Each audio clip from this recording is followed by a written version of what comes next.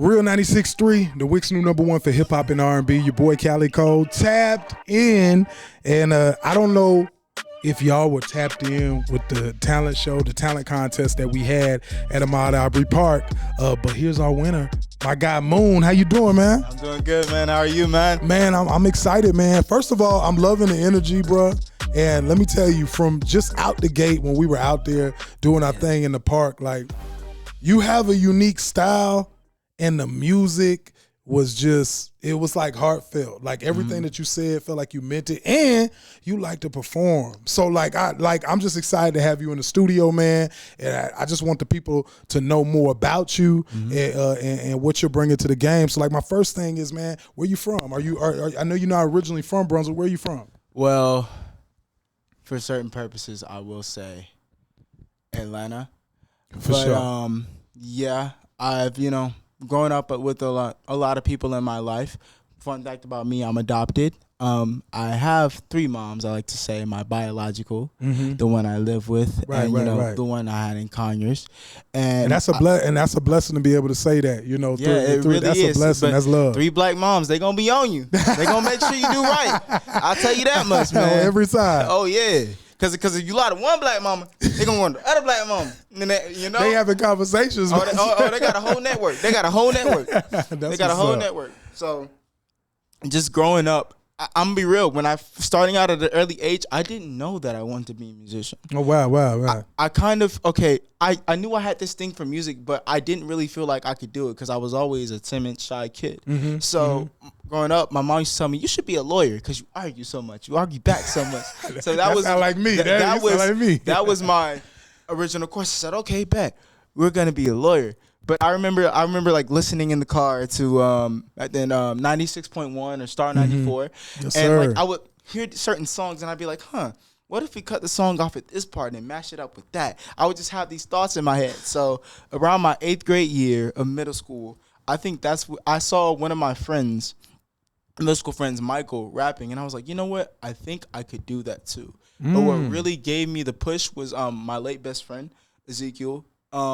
He was one who believed in me, before anybody else, and God rest his soul. But if I feel like if it wasn't for that push, I wouldn't have taken that step to be where I am today. And that's like real powerful. Like you mentioning your journey, your friend being a part of that journey, and you continuing it on, and even stepping out and doing it. Like get to that point. You said earlier that you were kind of shy, young. Yeah. Like how did it feel to like first step out there and say, okay, I went and I created this, and then now I'm trying to present this to somebody? Because it's intimidating. Well, I won't lie to you. It didn't feel great at first. Because when I first started writing, it was full-length poems. I didn't really have my own flow. Oh, wow. I will say one of the artists that really so I listen to a lot of things, but I feel like one of the artists that really like set things apart to where I really want to step out of it. I listened to this one song called Jocelyn Flores by an artist who's long gone by now, but God rest his soul. His name was XXXTentacion. And I remember hearing his 17 album, and I was like, this is rap? This can't be rap. This is so full of raw and pure emotion. Right. If this is what it is, I would love to get into this. So I started writing. And of course, back then in middle school, I was at an all-boys school called Full Leadership Academy. Shout out FLA. But, shout out FLA. But yeah, back then, people would clown me a lot. And since I was a skinny kid, didn't have a lot of meat on my bones, I would let them, Yeah. I feel like I had my first breakthrough, really, the more I kept writing and the more I was passionate about it. But my first real breakthrough with my flow was at 16. I was in 10th grade biology class. Ooh, class. Of course, I was doing anything but work. Right. I was the same way. I can't blame you. I was the same way. And then I was still a huge X fan, and he had this instrumental called Imagination with Shiloh Dynasty, and it went like, girl, come through and let's do what we do in your imagination. And I heard it, and I got captivated with it, and I made a song called Wasn't Ready, and I showed it to my friends, and they looked at me all crazy. I was like, what's going on? Isabel? He said, this is amazing. And I'm like, whoa, you really think so? And I feel like that's what gave me the boost to, keep going. Because one thing about me is like, I love so many different genres of music that I couldn't find myself settling down for one specific genre. So it always went from this to this to this to that. I love to make everything. Yeah. Like I could, to this point where like I can confidently say I could write a R&B song right now and then turn right around and make an indie folk. They've seen me do it. They've seen me just go from genre to genre to genre to genre. The only genre I haven't done is K-pop. But hey, you know what? But like even with you talking like that, that's what we're seeing from all the biggest music artists. Like think about it, like Meg Thee Stallion. Her biggest song is the song. What is it? Maharishi? Is that you saying that? That song riding too. But just think if she doesn't have the mindset to go out the box, you know, and want to create and do something international. And the fact that, you know, you even thinking about different styles and different ways you can make music, it's kind of different with you coming from Atlanta. Even though Atlanta has a lot of music, there is like a blanket sound for Atlanta. Yeah. How do you just avoid like just sounding like the average artist from the ATL? Well, I will say it starts, I feel like it starts with the way I see music. Music is for the soul, but it's also for the people's soul. Oh man, that's so like that. When you create music from the soul, and all people are connected. That's what I truly believe. All people are connected. So when you create music from the people's soul, it's gonna, somebody's gonna resonate with it. Right. Like I have a friend. His name's Kirby. Shout out Kirby, by the way. Shout out Kirby. She makes amazing crochets, outfits, and all of that. So we often have conversations about like souls and energies and stuff like that, and the power that I feel when writing music, it's not, what makes it different is how I put my heart and soul into it. Not me trying to switch the flow or do a different scheme. It's the way I say it, the energy I put into it is what makes it different. So not to cut you off, but when you switching styles, it's not just about, I want to change the time, and it's actually, no, I'm mad now, or I'm really in love now. It's about feeling. That's I like that. That's what it's I about. like that. Like for example, when I was at the talent show and Shireen, she was like, "Hey, you want to do that song?" I was actually nervous. Shireen was the one who got me into the swing of things. I was like, I don't know. She was like, just feel the vibe, and it got me into it. And that got me into that feeling. I had to harness that feeling. When was the last time I felt like that? So then you get that questioning my, with that more power and that raw energy. Yeah. Because everything is connected, like I said before. And I feel like the people that raised me, especially my mama, my biological mama, shout out to them, my sisters, much love. Shout out all my siblings. I love all of y'all to death. Much love. If we are a very emotional family, and we wear our emotions on the table, so nothing goes, unchecked or unsaid. Now in your music, what you saying, your family like that spills over to your music. So you put all your emotions and lay it out. Yeah. Let me ask you, when we're making music and you seeing what you're doing now, do you think that you're ready to adjust like around the music business part of it? Like what's your mindset on that? Like as far as like when you go into making a record, there's some artists who go in there and they make a record and say, this is for the radio, or this is going to be a single, or this is going to be marketed, this is for a movie soundtrack. Like, do you feel like you're ready to take it to that level, or do you only want to be in a place where, hey, I make music and this is what I put out? It's like a Lil Wayne type artist versus a Drake type artist. Like where do you see yourself as far as creating? Well, I feel like you could be like that, make the music you want to make, and not say it's for the radio, and still get that big.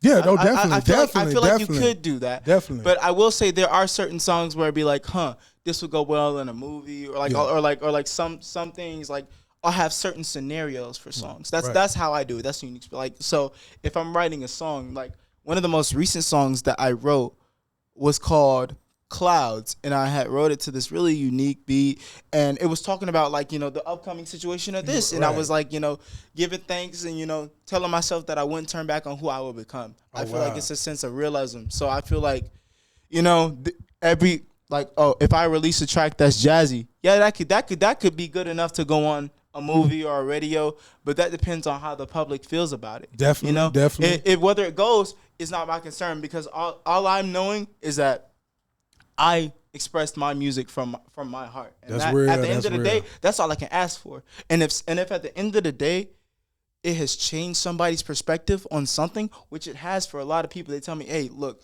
I was going through a bad time." I remember I used to back at Job Corps, like late night, I used to rap on this website called Omegle, and like I'll be connecting with people and rapping for people, and they'll be like, "Yo, I was really having a bad day, and you really just turned that around. Like, I really that's hope powerful. you take this places." And I'd be like, "Look, music is for all people. Everybody needs music as a crutch." I sure relied on my favorite artist to keep me alive at some point in time. Oh man, music is for everything. Like I tell you, like I always, one of the biggest things I always did was when I had a breakup, I'd pick me an artist and I'd listen to him. Oh, yeah, I done rode in the car and listened to Fantasia album going through a breakup. Another one, Marsha Ambrosius, one of her that late nights, early morning. Oh man, I jammed that like over and over, and it got me through certain songs and just feeling the vibe. So I know what you're talking about. Oh yeah, for me it was Neo. Oh, Neo got some songs. So you Neo. you a real songwriter though, because Neo known for songwriting. Mm-hmm. Are you thinking about anything like doing anything like Neo? Like, would you come out the box and write for any other artist? Because I'm sure with what you're doing and the sound you got. And I'm telling you, bruh got a sound. We seen it live. There's some people that's gonna want to collab with you. As you step out and go forward. Like, do you think about lending your talents as far as writing and giving that emotion to somebody else, or is it like it's just for Moon? You know what? At first, I didn't think of expanding it, but like over some time and thought, I feel like it would be good to expand it. But for me, there has to be genuine emotion behind the cause of me lending my talents. Like if they genuinely feel music that much, Right. then yeah, of course I'm gonna lend my talents. That's what's up. Because it's all about the message. Right. It's all about what you're trying to. And if you're that passionate, I have to respect it. Man, passion is a respectable thing. definitely. But look, my dad. Shout out my dad. Shout my out dad Pops. He is a construction worker, Mhm. and he goes to his job every day, backbreaking, doing what he can to provide for himself and the people who he live with. Right. But he doesn't complain about his job. He loves his job, and it's not something I would do, but I respect the passion. Right. And it's one of the reasons I look up to him. My grandpa, for example, he and I love my grandpa to death. And my grandpa and my grandma, they always told me, look, whenever you do something, you do it with passion, and you make sure that you set out and you are firm in your goals, and you don't let nobody deviate from that. That's what it takes, too. When I That's see good other advice. people with passion, it really makes me, I gotta help. If you need help, Right. there's two people back at Job Corps where I'm from that really have a lot of passion.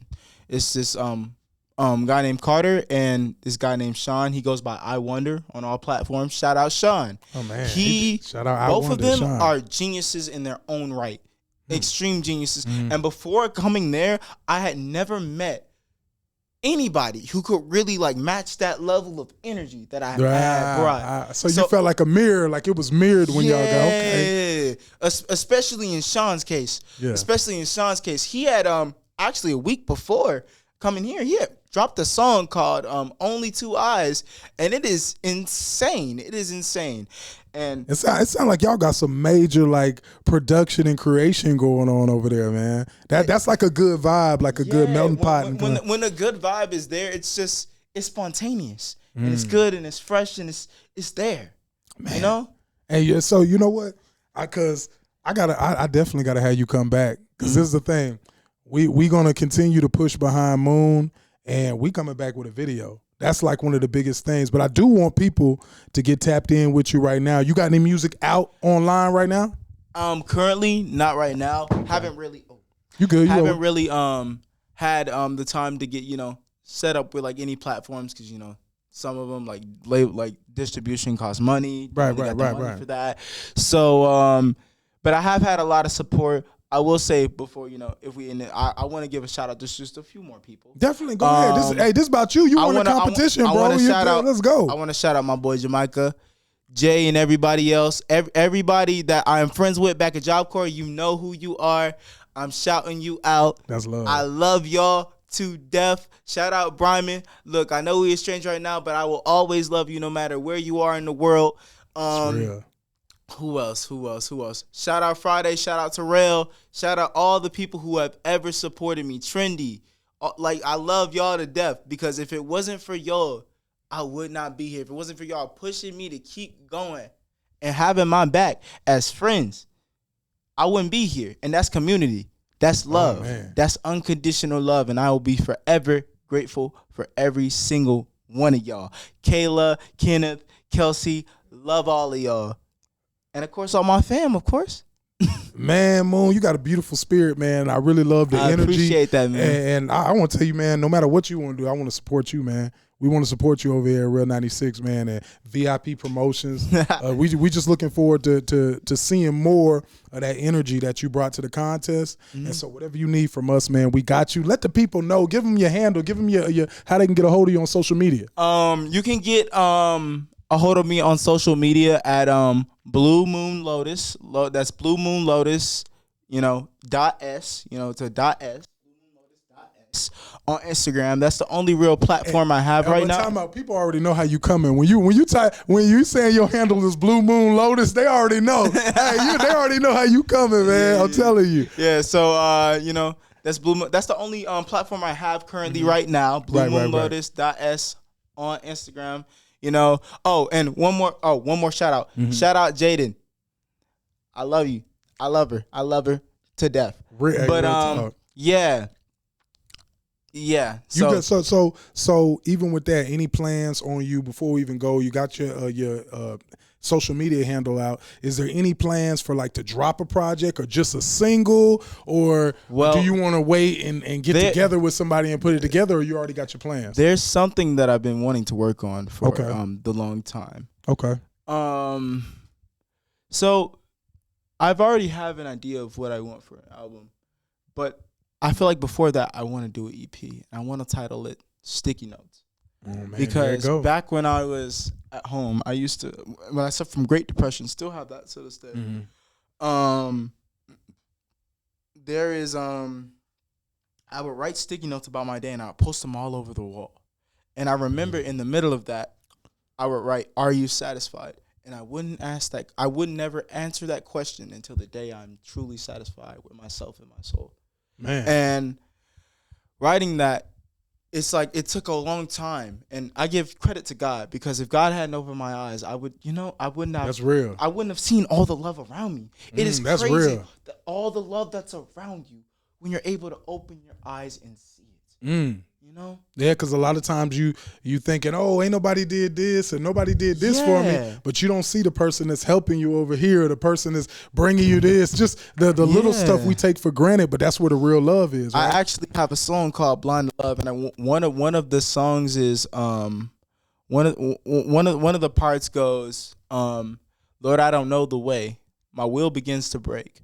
Have I become the villain? He who resents and hates, condemned and led astray, I break the walls, retaliate, nor star, please guide me home. I'm lost inside this endless maze."